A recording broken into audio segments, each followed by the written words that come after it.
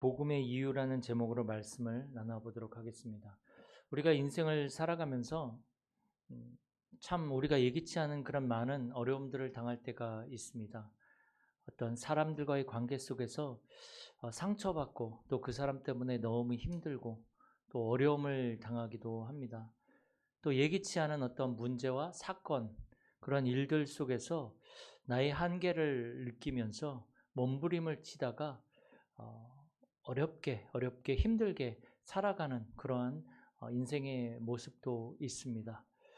또 여러 가지 마음의 그 병들과 또 육신의 질병과 또 생각과 이 모든 마음들이 병이 들어서 굉장히 다 괜찮은데 내가 힘든 거죠. 내가 힘들고 내가 짜증나고 내가 화가 나고 사실은 화날 날 일도 아닌데 내 상태가 그런 거죠.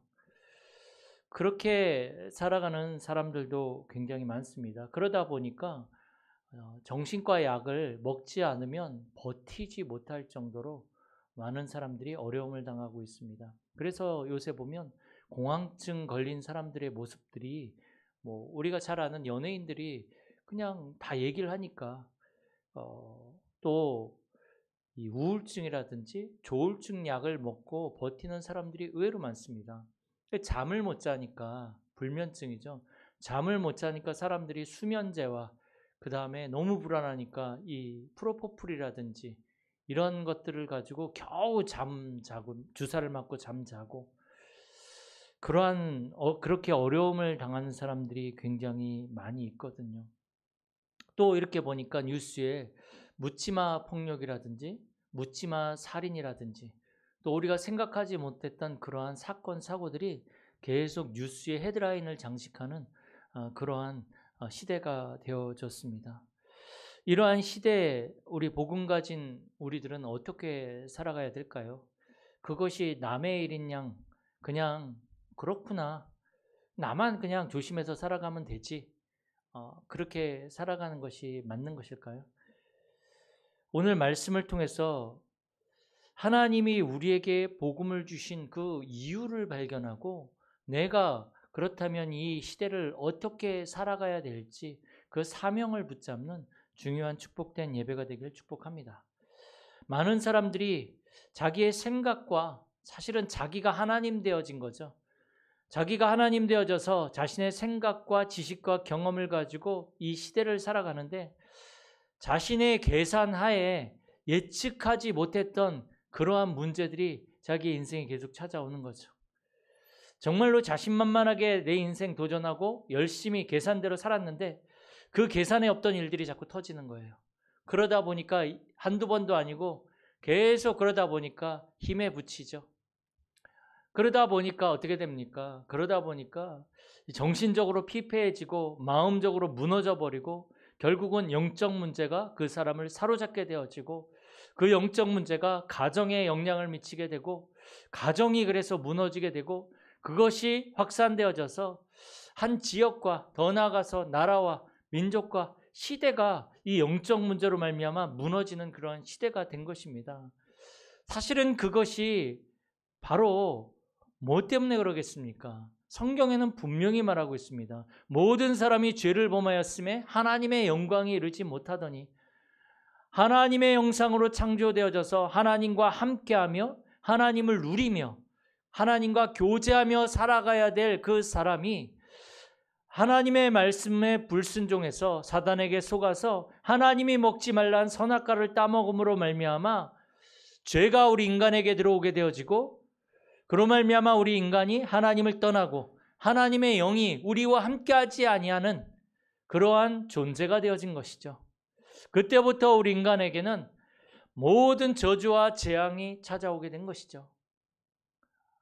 그리고 사단이 그 사람의 인생을 완전히 사로잡아서 실패로 끌고 가는 것입니다. 사단이 그 사람을 사로잡았다라는 것은 어떠한 한 가지만 사로잡은 것이 아니에요. 모든 것, 그 사람이 하고 있는 일, 생각, 마음, 모든 것을 사로잡아서 결국에는 실패할 수밖에 없는 그러한 인생을 살아가게 하는 것입니다. 그것은 영적인 문제이기 때문에 육신의 노력으로는 절대로 절대로 해결할 수 없습니다. 내가 아무리 착하게 살고 바르게 산다고 하더라도 사단의 문제를, 하나님 떠난 문제를 해결할 수 없다라는 것이죠. 우리 인간이 원래 하나님과 함께하며 행복했던 그 삶, 그게 원래 하나님의 우리 인간을 창조하신 창조의 목적이거든요. 그래서 우리 인간은 다시금 하나님께로 돌아가야 됩니다. 영적으로 정신적으로 고장난 우리 인간은 왜 고장났습니까? 하나님을 떠났기 때문에 고장이 난 거거든요. 그래서 영육간에 고장난 우리 인간은 다시금 하나님께로 돌아가야 됩니다. 돌아가야지만 고장난 영육을 우리가 고칠 수 있는 거죠. 하나님이 우리 속에 들어오셔야지만 우리가 다시금 회복되어지고 살아날 수 있는 거거든요. 실패할 수밖에 없는 그 상태에서, 저주받을 수밖에 없는 그 상태에서, 어려움 당하며 살아갈 수밖에 없는 상태에서, 다시 말하면 내가 하나님 되어져서 살아가는 그 상태에서 다시금 이제 하나님께 그 자리를 내어드리고 하나님이 우리의 주인 되어주셔서 우리를 이끌어 가시고 우리를 책임져 주시고 우리를 살리셔야 됩니다. 그런데 우리는 하나님께로 가는 방법을 몰라요. 우리는 하나님께로 돌아갈 수 있는 길을 모른단 말이죠.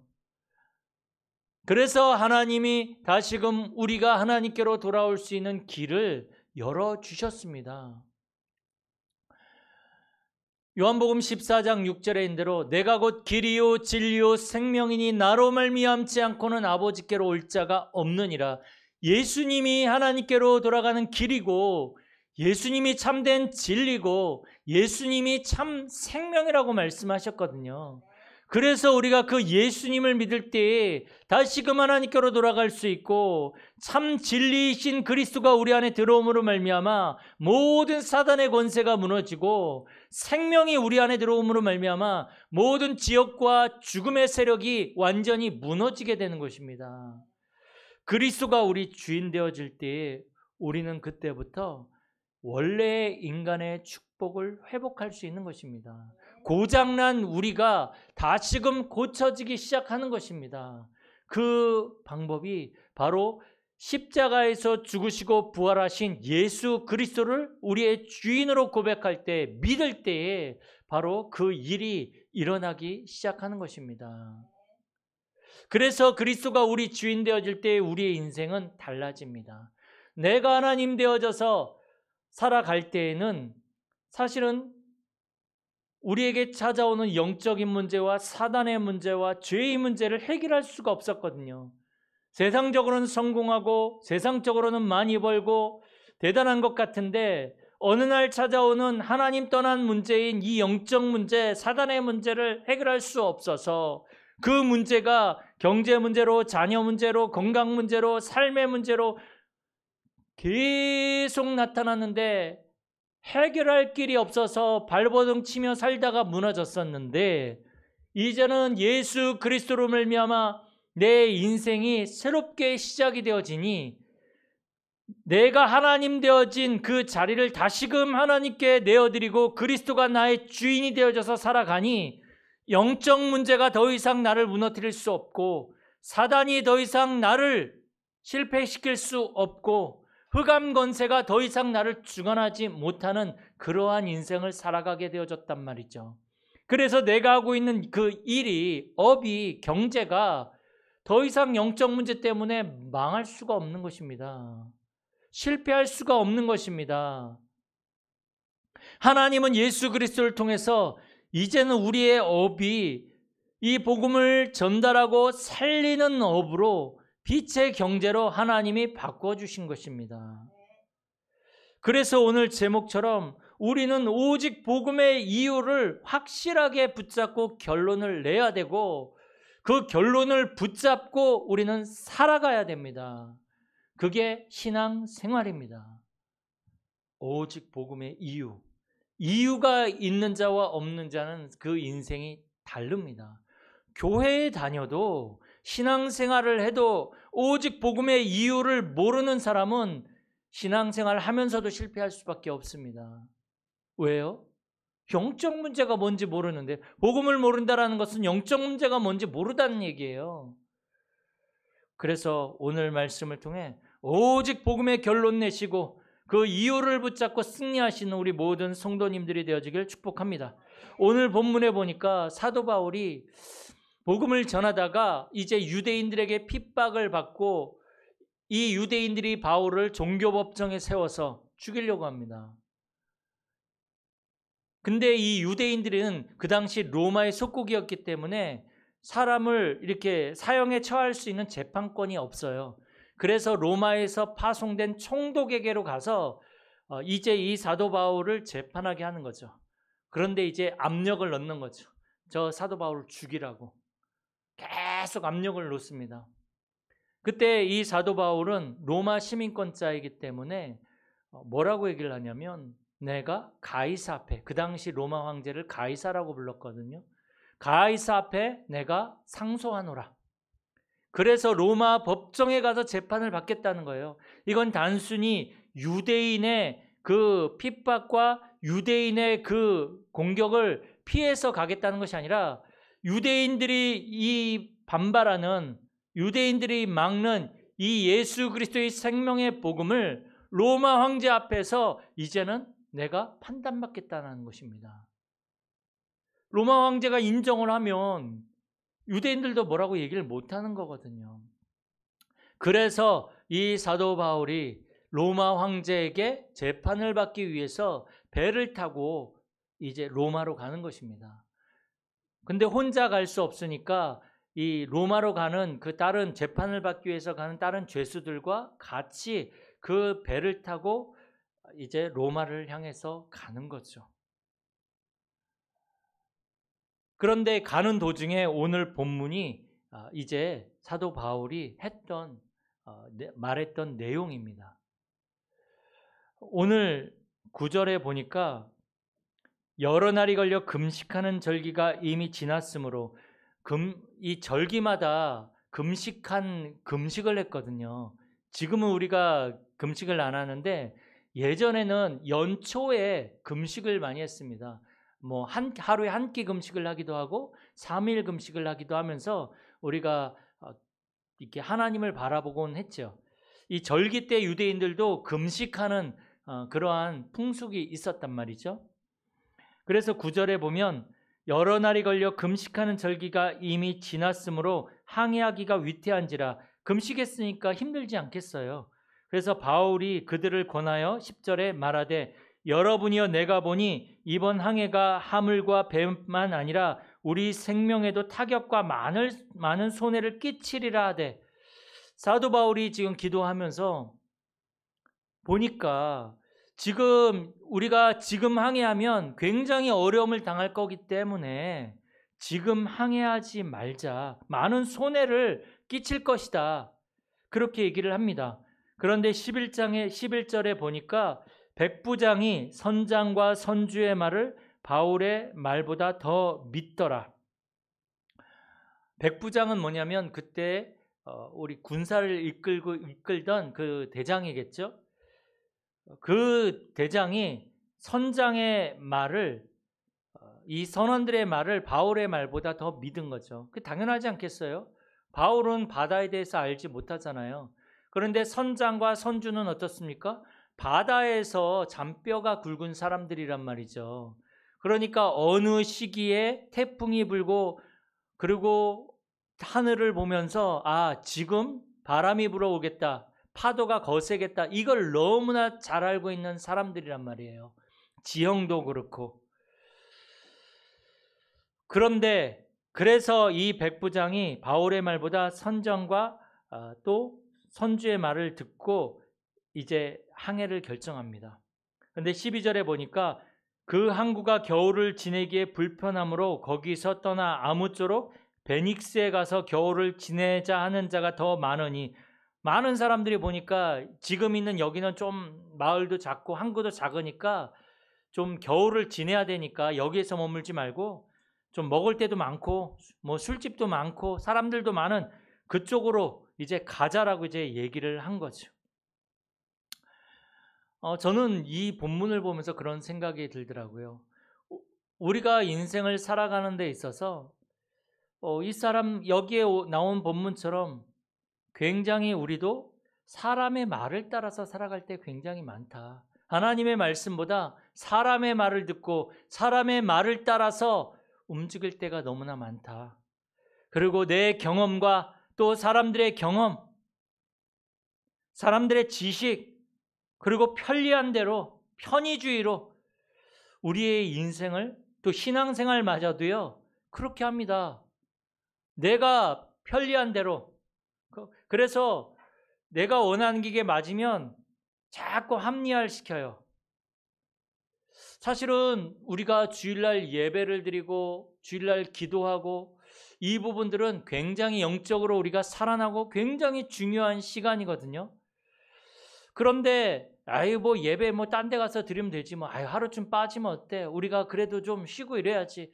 그 예배를 자꾸만 예배를 막 이제 자기가 편리하게 생각하고 합리화시켜 가지고 자꾸 빼먹는 그러한 시대가 되어졌습니다. 지금 많은 사람들이 그렇게 하고 있거든요. 그러니까 많은 사람이 그렇게 하니까 그걸 당연하다라고 생각을 해요. 그거는 틀린 겁니다. 예배는 드려도 되고 안 드려도 되고 하는 것이 아닙니다. 예배는 하나님을 바라보고 하나님의 은혜를 구하고 하나님이 주신 그 길을 말씀을 통해서 확인하고 발견하는 시간이거든요. 그런데 한 번도 말씀을 통해 길을 본 적이 없어요. 그러니 당연히 예배 안 드려도 되는 거예요. 예배를 통해서 한 번도 영적인 힘을 체험해 본 적이 없어요. 그러니까 예배 안 드려도 돼요. 드리나 안 드리나 똑같은데 못하러 드리겠어요. 근데 어릴 적부터 예배를 드렸으니까 그냥 안 나오면 조금 뭔가 깨림칙하고 좀 뭔가 이제 뭔가 하는 일이 잘 안 될 것 같고 막 그런 느낌 때문에 앉아 있는데 뭐 그러다가 예배 무슨 일 생기면 뭐 합리화 시키면서 예배도 안 드리고 그거는 틀린 겁니다. 이 시대가 지금 많은 사람들이 기독교인들이 지금 그렇게 가고 있습니다. 예배를 되게 우습게 알고 있습니다. 그 영적으로 굉장히 저주입니다. 반드시 무너집니다. 우습게 하시면 안 됩니다. 예배를. 예배는 드려도 되고 안 드려도 되고 하는 것이 아닙니다. 예배를 통해서 하나님은 우리에게 모든 것들을 다 주시는 거거든요. 지금 그런데 예배마저도 모든 것들이 다 우습게 되어지는, 한마디로 말해서 영적 문제로 무너지는 시대가 되어졌습니다. 예배 우습게 하니까 당연히 영적으로 다른 것들이 보여지지 않겠죠. 육신의 눈은 밝아져서 내 생각과 노는 거, 뭐 다른 것들은 굉장히 많이 발달하는데 영적인 건 보이지 않으니 영적인 부분들은 다 놓쳐버리는 거죠. 그러니 당연히 영적 문제 막을 수 없고 영적 문제로 무너지는 시대가 된 것입니다. 영적 문제면요, 사람들이 자꾸 생각을 하는데 뭐 갑자기 뭐 사람이 뭐 정신이 이상해지고 뭐 약을 먹고 그것만 영적 문제로 생각하는데 아닙니다. 영적 문제라고 하는 것은 내 힘으로 어떻게 할 수 없는 그런 상태가 옵니다. 경제적으로든 삶으로든. 그런 사람들이 당장 지금 오지 않으니까 우습게 보는 거예요. 반드시 옵니다. 영적 문제. 그건 하나님 떠난 복음 놓친 사람들에게 반드시 오는 문제입니다. 영적 문제. 그래서 지금은 이 영적 문제로 모든 것들이 무너지는 시대가 되어졌습니다.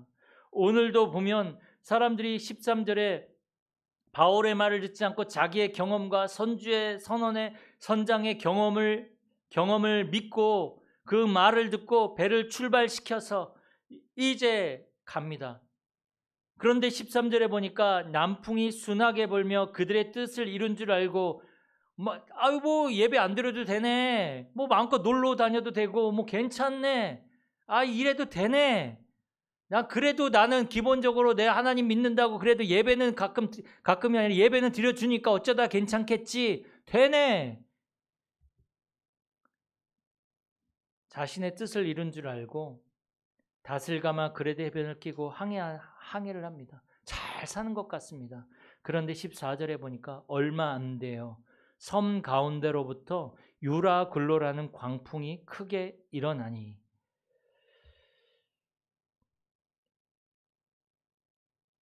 15절에 보니까 배가 밀려 바람을 맞추어 갈 수 없어 가는 대로 두고 쫓겨가다가. 이 당시의 배는 어떤 지금처럼 엔진이 있어서 가는 배가 아니잖아요. 여러분들 요트 타보셨지만 요트도 원래는 바람을 타고 가는 것입니다. 그러니까 사실은 굉장히 바람이 배를 앞으로 나아가는 데 있어서 굉장히 좋은 거죠. 굉장히 빨리 갈 수 있게 해주는 거죠. 바람이 많이 불면 빨리 가는 거예요. 바람이 작게 불면 천천히 가는 거죠. 그런데 자기가 생각하고 있던 그 바람의 그 세기를 넘어선 갑자기 일어난 광풍, 미친 바람, 광풍, 생각지도 못했던 그 바람이 이 배에 불기 시작합니다. 그러니까 어떻게 되냐면 이제는 배가 평상시 그 바람을 타고 가던 배가 더 이상 바람을 맞춰서 갈 수 없는 상태가 된 거죠. 내 인생이 더 이상 내 생각과 내가 가지고 있는 이 경험과 내가 가지고 있는 이 상황 가지고 갈 수 없는 상태가 반드시 옵니다. 내 인생이 어느 날. 그래서 16절에 보니까 막 그냥 배가 가는 대로 이제 쫓겨가다가 16절에 가우다라는 작은 섬 아래로 간신히 거루를 잡아 끌어올리고 줄을 가지고 선체를 둘러 감고 스르디스에 걸릴까 두려워하여. 스르디스는 암초거든요. 바위. 이게 그 해변에 가보면 바위들이 이렇게 물속에 있지만 요 물속 바로 아래에 바위들이 이렇게 걸려 있는데 배들이 왜 등대를 보고 가냐면 등대가 길을 안내해 주는 거예요. 이 바위를 피해서 갈 수 있도록 그 길을 안내해 줍니다. 그리고 부표들이 있죠. 그런데 지금 이제 그 암초들도 두렵고 지금 겨우 연장을 다 끌어올려서 가는데 어떻게 할 수 없는 상태가 된 거죠. 무슨 일이 일어날지 몰라. 어디에 이 스르디스와 같은 이 돌들이 있어서 내 인생이 거기 걸려서 무너질지 모르는 그러한 상황들이 온다는 것입니다. 이게 인생이에요. 장밋빛 인생을 말하지만 사실은 그거는 육신의 그 시간표 속에서 자기가 원하는 것을 이루는 그런 사람들이 말하는 말 그대로 장밋빛 인생입니다. 그러나 영적 문제가 찾아온다면 두려움과 불안함과 내가 어떻게 할 수 없는 그러한 상황들 속에 살아갈 수밖에 없는 것입니다. 그래서 18절에 보니까 우리가 풍랑으로 심히 애쓰다가 이튿날 사공들이 짐을 바다에 풀어버리고. 내가 가지고 있는 거 다 버려야 돼요. 어떻게 할 수 없어요. 그게 더 이상 나에게 도움이 될 수 없고 오히려 그것이 나에게 독이 될 수도 있거든요. 그러다가 사흘째 되는 날 배의 기구를 그들의 손으로 다 내버리니라. 결국 어떻게 됩니까? 여러 가지 방법을 써보고 짐도 다 버려보고 다 했는데 20절에 보니까 여러 날 동안 해도 별도 보이지 아니하고 큰 풍랑이 그대로 있음에 구원의 여망마저 없어졌더라. 구원의 여망마저 없어졌더라. 결국은 복음 없는 삶의 모습은 이렇습니다. 자신이 하는 산업이, 자신이 가지고 있는 경제가 그걸 가지고 내가 버텨보려고 살아보려고 하는데 여러 해 동안에 그렇게 했는데도 불구하고 별도 보이지 않고 풍랑은 그대로 있고 구원의 여망은 더 이상 볼 수 없는 그러한 상태, 그러한 모습으로 결국은 남게 되는 거죠. 어느 날 우리 인생에 이런 영적 문제들이 찾아왔을 때 아무리 노력해도 안 되는 이유가 바로 여기에 있습니다. 내가 어떻게 할 수 없는 상태거든요. 자신만만하게 자기가 하나님이라고 하면서 잘할 수 있다고 하지만 결국은 오늘 20절에 모습이 그 사람의 결론인 것입니다. 하나님 떠난 사람의 마지막 모습입니다.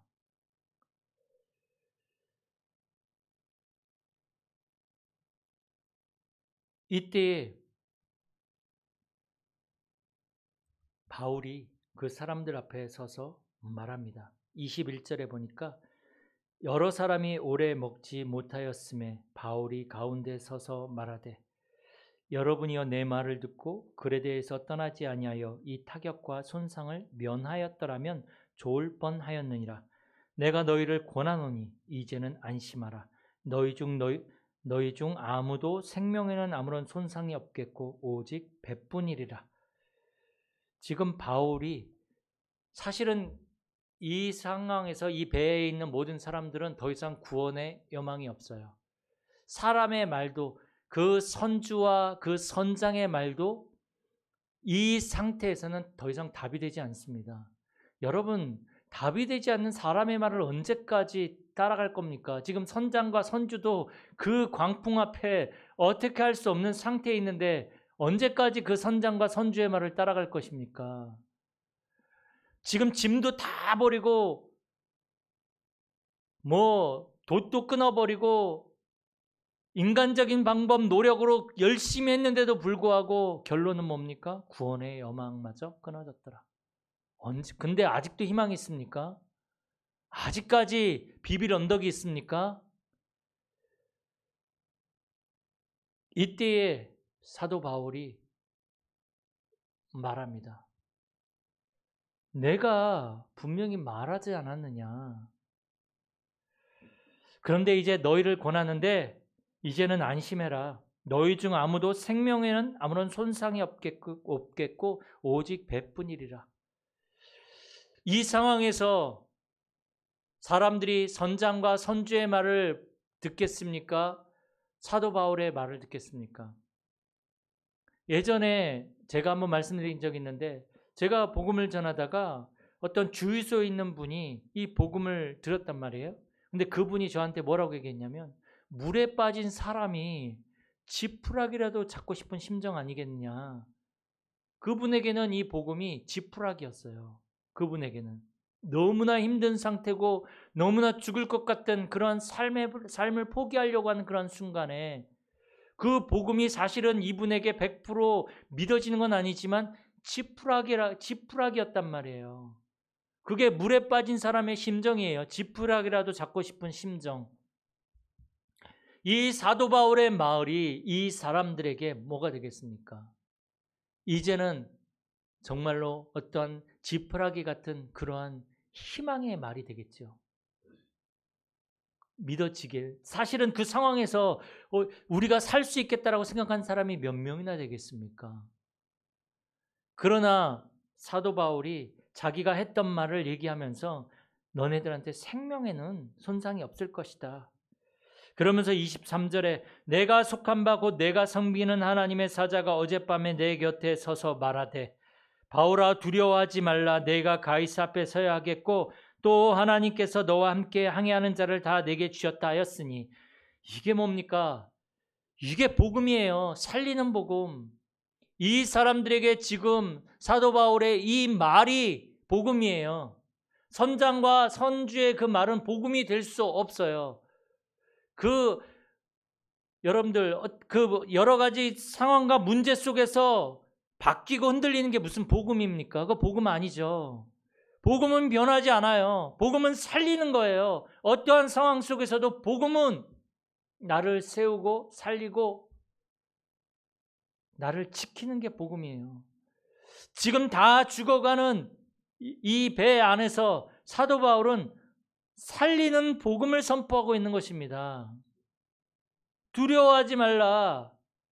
내가 가이사 앞에 서야 할 것이 아니냐. 나 때문에 하나님은 너희들을 다 살리겠다라고 지금 말하고 있는 것입니다. 풍랑 만난 이 배, 뭐가 필요합니까? 복음이 필요합니다. 풍랑 만난 이 시대에 뭐가 필요합니까? 복음이 필요합니다. 살리는 복음, 생명의 복음.